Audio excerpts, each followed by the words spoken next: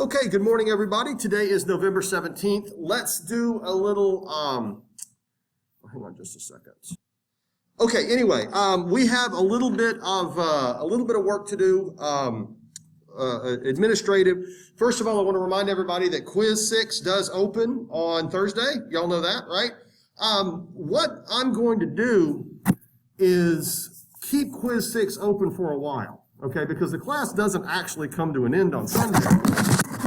And so there's no reason why we need to make Quiz 6 due so quickly. And I'll be honest with you, I have a little bit more material that I want to cover. I don't want to just stop on Thursday. You know, I want to talk about World War II. I want to talk about the Cold War. So Quiz 6 is open on Thursday, but we're just going to keep that rolling for the next, over Thanksgiving. And, of course, we will have Exam 2 during finals week.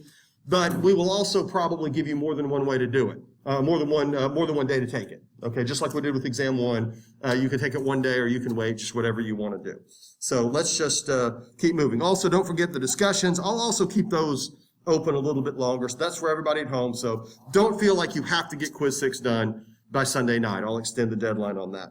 Okay, when we left off, we were talking about the 1920s and how, although there were serious economic problems throughout Europe, particularly in Germany in the immediate post-war years, by about 1925, 1926, things are improving.